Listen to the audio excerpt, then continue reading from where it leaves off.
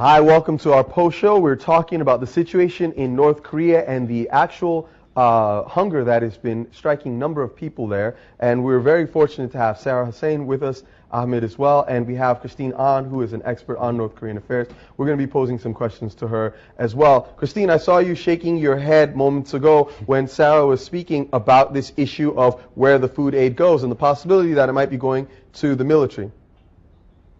Yeah, I mean, again, that's one of those allegations that, I have not seen any humanitarian aid expert that has been on the ground working in North Korea saying that the food aid has been diverted. In fact, what I have seen is them saying that from the point of entry to the point of delivery, and that the recipients of the food aid are women, pregnant women, and children.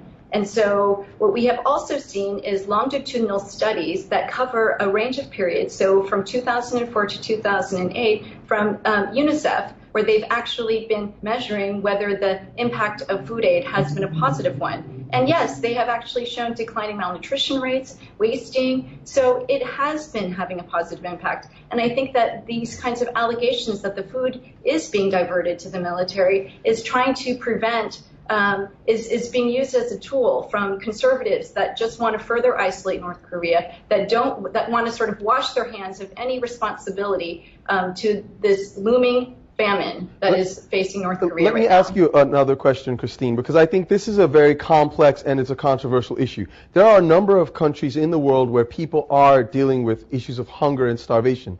North Korea has got a massive military establishment. North Korea is also pursuing nuclear weapons technology, and avowedly so. This is not cheap. Why should the global community feel a sense of responsibility, in particular to address issues of hunger in North Korea, who is spending its money in military elements, when there's so many people who are hungry in other parts of the world?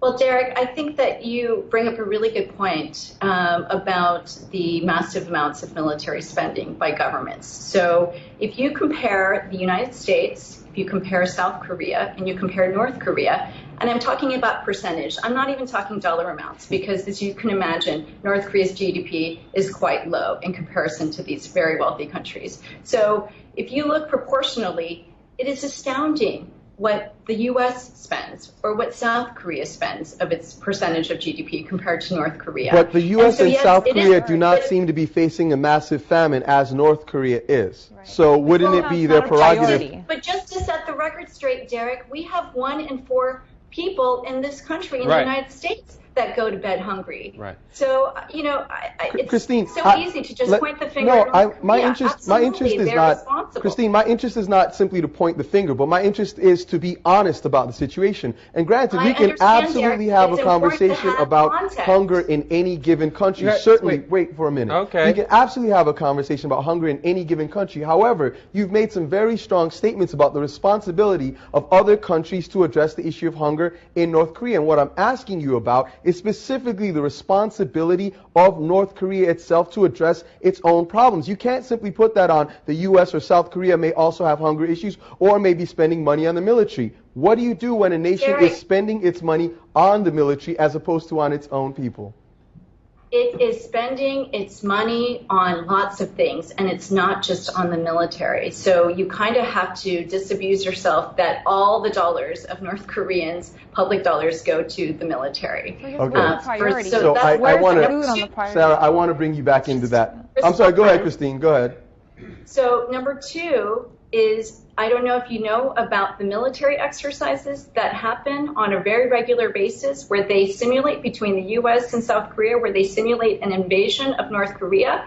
Do you remember the North Koreans being on the axis of evil, where the Bush administration had made gestures towards preemptive strikes towards North Korea? You have to have a bigger picture. And so, yes, is it great that North Korea has nuclear weapons? I don't think so. I wouldn't want nuclear weapons for the Korean Peninsula, especially after what the Korean people endured during the Korean War. Christine, do they have the right to defend themselves just like every other country? Yes. So forgive me, I don't mean to interrupt you, but you mentioned the word context earlier, and I think that a lot of this, for all of us in the world at large, is that there is not much context with North Korea. And, growing up and hearing stories, even when I was younger, North Korea was this black hole. So the reason I mention this is because we have Andy Mara saying that a majority of DPRK, so coverage, is not authentic nor unverifiable, but the AP is opening up a bureau in Pyongyang. So my question to you, and frankly, Sarah, anyone chime in, do you think this will help give context? The AP opening up an office in North Korea? Absolutely. Just as it has been wonderful to have humanitarian aid workers in North Korea actually give context, actually say that the people are real people that have real desires and hopes and dreams, just like everybody else in the world. There's so much vilification of North Korea. I've been to North Korea 3 times. I've had conversations with farmers who have looked back on the period of the famine in the 1990s, and they'll say, you know what, we were drowning. And in fact, when we had gotten on our knees and begged our historic enemies for food aid, and they did not do it until many years later, after up to 1 million people died, Christine, I want to get Sarah involved in this conversation as well. And I have a large number of thoughts. First of all, there's been no comment made on the show thus far that all of the money that goes to North Korea goes to the military. But we're having this report, March 27, 2010. South Korean naval ship sank early Saturday after an explosion tore a hole in its bottom near a disputed sea border with North Korea. The allegation is that North Korea sank that South Korean ship. Obviously, the weapons that it used to do that cost money. So if we're looking at a situation where these people... Christine, hold on one moment for me, please. If we're looking at a situation where these people have whatever they choose to spend their money on, does it not come to an issue of priority? I would like your thoughts, and we'll come back to Christine. I mean, that's kind of the main issue here is priority. What about the basic human rights? I mean, that's just to bring food, bread on your table. That's just what sustain the population and keep them going. So yeah, for me, it's a priority. Why is keeping your population hungry below the military and funding such missions? I think there's so many countries. Go ahead. Go ahead, Christine. Please respond. Well, first of all, the Cheonan incident has not been completely proven that North Korea did it. In fact, there are 2 professors. One is Jae Jong-seo at Johns Hopkins University, and the other is a physicist from the University of Virginia. They've really challenged and questioned the so-called report that came out from South Korea that pointed the finger to North Korea. So that is definitely questionable. Yet South Korea is claiming that it's because of this sinking and because of the shelling of Yeonpyeong Island last November, if you recall, that these are the reasons why they're not sending food aid to North Korea. And so are you saying that the shelling of the island? Are you saying that the shelling of the island is also in dispute, or simply the sinking of the ship? It is in dispute because, and this gets very complicated. I'm asking which one. I'm asking if you're speaking about the sinking of the ship or the shelling of the island, or both. I'm talking about both, that yes, North Korea did shell Yeonpyeong Island, but it is still being disputed whether that is South Korean territory or North Korean territory. There is something that's called the Northern Limit Line. It was unilaterally drawn by the United States after the Korean War. North Korea didn't even know that this line had been drawn. But unfortunately, it violates the maritime borders law, where essentially from North Korea, within North Korean land, within 8 miles is considered North Korean territory. That's just general maritime law. Christine, on that point, I just want to bring up something, because I think the larger, broader question that we're all kind of debating here is being highlighted by artist known as G right here on Twitter. He's saying there's the regime in North Korea and the people of North Korea. 2 very different groups. We have an obligation to the people. Now, whether you agree with that or not, you know, even in Libya, with the NATO intervention in Libya, we see that there's a leader and there's the people, and it's always a delicate balance to decide whether to, you know, to intervene or not and how to intervene. And Gutmang is actually mentioning this as well. I just want to get this comment in there. He's saying, how can you call yourself the Democratic People's Republic of Korea when there aren't even any elections, let alone all the other things happening in Korea? He's saying the propaganda level is ridiculous.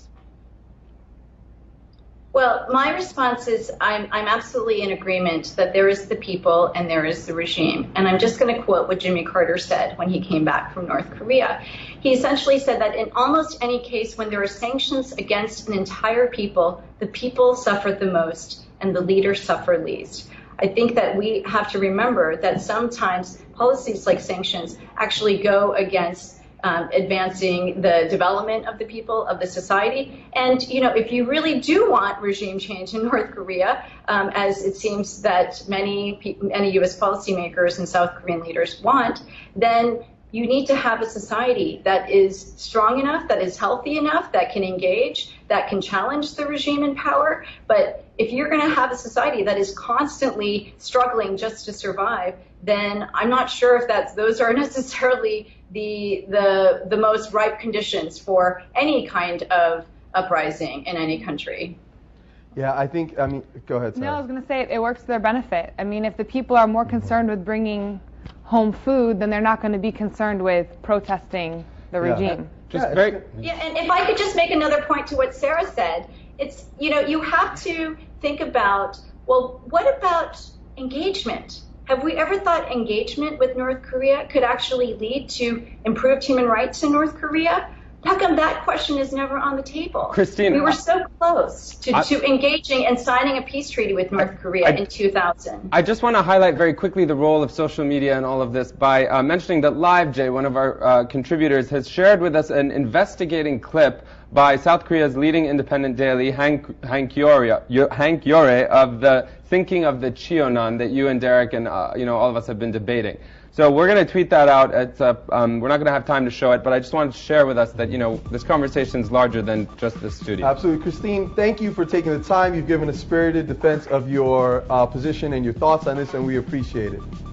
Thank you very much. Absolutely. So, this is the kind of thing that I think is definitely worth discussing. There's weight on both sides. You've got the people on one side, you've got the regime on the other side, and an international community that still hasn't figured out what to do with Korea. But this isn't the first time. You see this in a lot of countries. They'll cut electricity, they'll keep their people hungry. It's a way to control the population, I think. Right. Yeah. Well, we're going to be continuing to follow stories out of Korea, and we'll hopefully be following stories that you're suggesting to us. So keep in touch using #AJStream. We'll see you online.